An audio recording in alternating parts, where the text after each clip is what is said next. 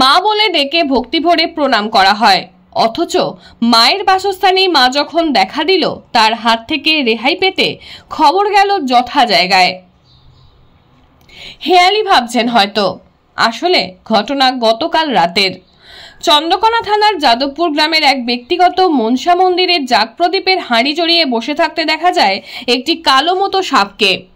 সাপটি চিনতে না পেরে খবর দেওয়া হয় বন দপ্তরে। আসে ওয়াইল্ড লাইফ রিকভারি টিম। জাগপ্রদীপের হাঁড়ি সরিয়ে দেখা যায় সাপটি একটি গোখুড়ো। সাপটি উদ্ধার করে নিয়ে যান রিকভারি টিমের সদস্য মলয় ঘোষ। যাবার আগে সচেতনতা বার্তা দিয়ে যান তিনি। ঘাটাল মহকুমায় মনসা মন্দিরে সাপ উদ্ধার এই প্রথম নয়, এর আগেও মলয়বাবু মনসা মন্দির থেকে সাপ উদ্ধার করেছেন।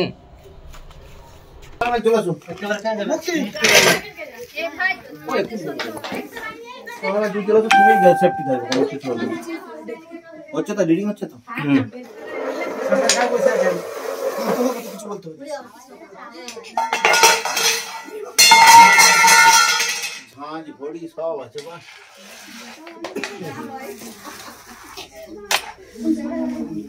গোকরো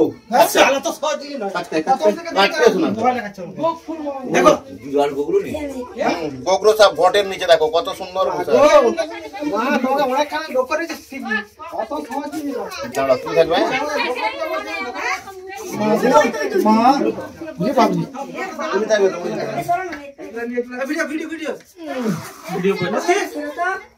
সবাই রেডি কর।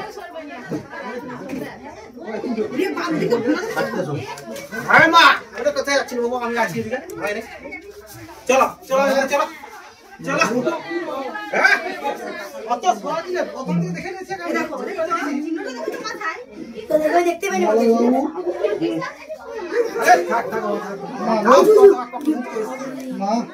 ডেটটা থেকে তোর পেছনে পড়ে আছি রে বাবা। মোবাইলটা কি হবে? সত্যি ডেটটা দিকে আসে। ডেটটা দিকে আবার আমরা মোবাইল। আমরা মোবাইল আবার ভিডিও আমরা একটু দেখতে যাই।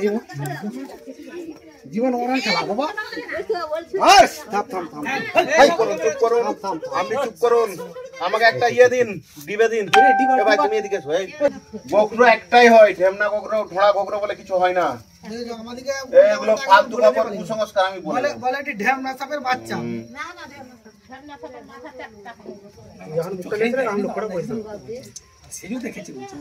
আমরা যে দেখেছি তখন থেকে, যখন থেকে বসে আছি, ওই যে মুখটা বার করে ওই হাড়ের এই রেখেছে, তাহলে তুমি বুঝবে কি করে?